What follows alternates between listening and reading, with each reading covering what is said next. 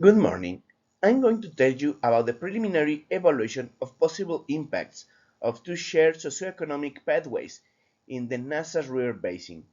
My working group is made up of Oscar Valdivia Martínez, Carolina Vázquez Chun, Gabriel Fernando Cardoso Martínez, Armando López Santos, and me, Gabriel de Jesús Peña Uribe. Aridity is considered the lack of humidity and rainfalls that represent a permanent or seasonal condition in a climatic region. The lack of water is a major factor that affects the ecosystem functionality and is related to biological and economical productivity. Comarca Lagunera is a region located in north-central Mexico, within the biogeographic region known as the Chihuahuan Desert and the convergence of the states of Coahuila and Durango. The region has achieved considerable social and economic development despite the environmental condition determined by the scarcity of water. However, the presence of the Nazas River and its aquifers are the cause of the economic growth of this region with the cultivation of its lands. Climate change carries complex and intriguing implications, where places that have water limitations are the most sensitive. Measures of aridity indices are widely used in agricultural and natural resource management, applied at region and global scales. Assorted studies have been developed to assess drought and aridity in a specific region of the world. The Martin Aridity Index determines the climatic condition of a place based on temperature and precipitation. In the context of global warming, this index is appropriate to characterize and project future arid conditions. Also, this index is particularly useful for planning and managing agricultural production.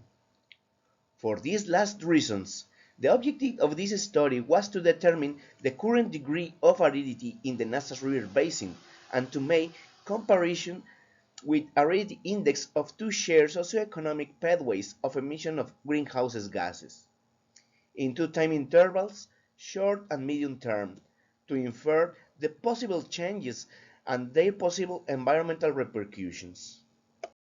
Our study area is in the north-central part of Mexico. The basin has an approximate area of 47,670 square kilometers, and the river an approximate length of 600 kilometers. The climate in the upper part of the basin is semi-cold subhumid with long cool summers, with average temperatures ranging between 5 and 12 degrees Celsius with summer rains. The middle part of the basin has a climate ranging from temperate semi-arid to warm semi-arid. The lower part of the basin has a very arid semi-warm climate with average temperatures ranging between 18 and 22 degrees Celsius with summer rains. From Worklim, we downloaded the raster maps with a resolution of 2.5 minutes. First, the map of the historical data, which have a baseline of 13 years. After, the maps of models, Canadian Air System Model 5, Model of Central National Research in Meteorology 6, Model HAD GEM3 from Met Office Hadley Center, and Model for Interdisciplinary Research on Climate 6, of two radiative forcings, 2.6 watts per square meter and 8.5 watts per square meters, in two time periods, 2021 to 2040 and from 2041 to 2016. To delimit our study area from Conavio, we downloaded the maps of hydrological basins, rivers, and municipalities of Mexico. This was work in the QGIS software version 3.22. In each of these maps, historical and the shared socioeconomic pathways, we calculated the aridity index of the Martin with the raster calculator tool and the following formula, where AIM is the Martin aridity index, MIR is the mean annual rainfall in millimeters, MAT is the annual mean temperature in degrees Celsius, and 10 is a constant value.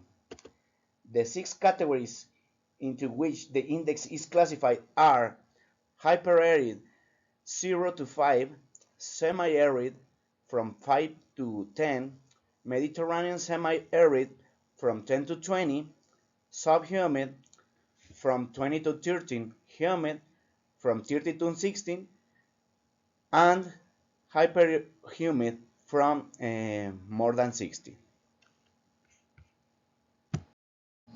With the Demarton index map, we use the tool reclass, and with these instructions to remove the decimal numbers and have a better delimitation of areas. Then we transform the raster to polygon, and to reduce the distortion of the projection, we transformed it to Lambert conic for Mexico. With this, we were able to calculate the areas of the polygon, and then we eliminated the polygons that not met with the criteria of minimum mappable area, which were those polygons smaller than 225 square kilometers.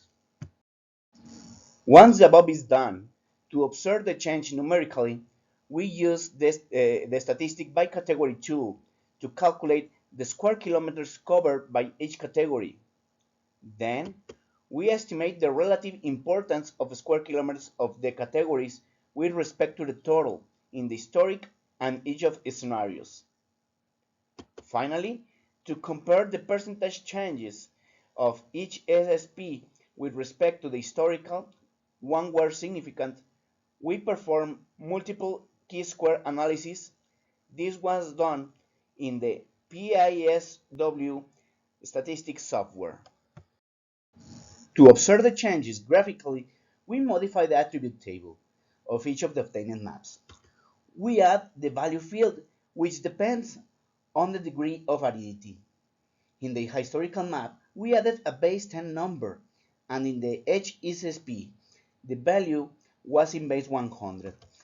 Later, with the intercept tool, we superimpose the historical aridity index maps with each of the SSPs. Then, we add a field to add the field values of the historic and the HSSP, and a description field which we fill in according to the following table. For example, if in the historic a category is a hyperarid, the value is 10. And if in the ASP the category is hyperarid 2, is 100. The added value will be 110, and the description will be remains as hyperarid. Finally, we want to see what changes in land use and vegetation cover occur in the areas where a change were observed. So we downloaded from Conavio the land use and vegetation cover map series 1 and series 7. Next, delimit the study area. First, Conavio's maps have more than 13 categories, and some have already changed from series 1 to series 7. So for that reason, we standardized these categories according to the 2019 IPCC refinement of the 2006 IPCC guidance for national greenhouse gas inventories. With the help of the above maps, we extracted the areas showing changes and made intersections. As a result, we can observe that with the historical data, the most of the basin presents some degree of aridity, from subhumid to semi-arid, around to the 80% There are no areas considered hyperarid or hyperhumid. Here we can see how the aridity percentage are in each of the SSPs of the selected models. According to the chi-square analysis, only CNRM model in SSP1 from 2041 to 2060 and the SSP5 present difference in their compositions in both periods. Although statistically the changes are not significant in the rest of the scenarios.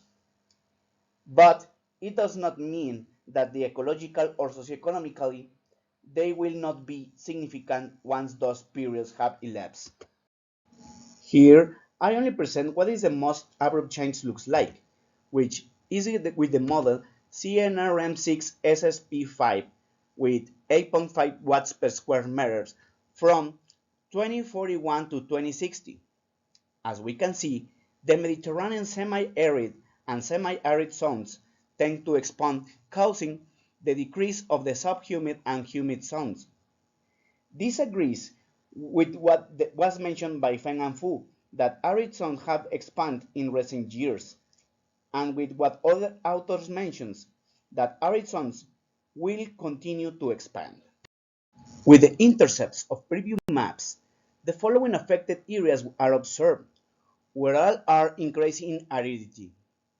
The most affected part is the upper part of the basin, which is also the most sensitive area, since everything that happens in the upper part affects the middle and lower parts of the basin. Here, we can observe the impacted areas of the previous map, extracted from the Land Use and Vegetation Cover Map Series 1 with the standardized categories. The total affected area represents about 13% of the basin, and of that, 71% are forest lands, 15% are grasslands, and 10% croplands. In Series 7, we see that forest land only represents 61% of the affected area.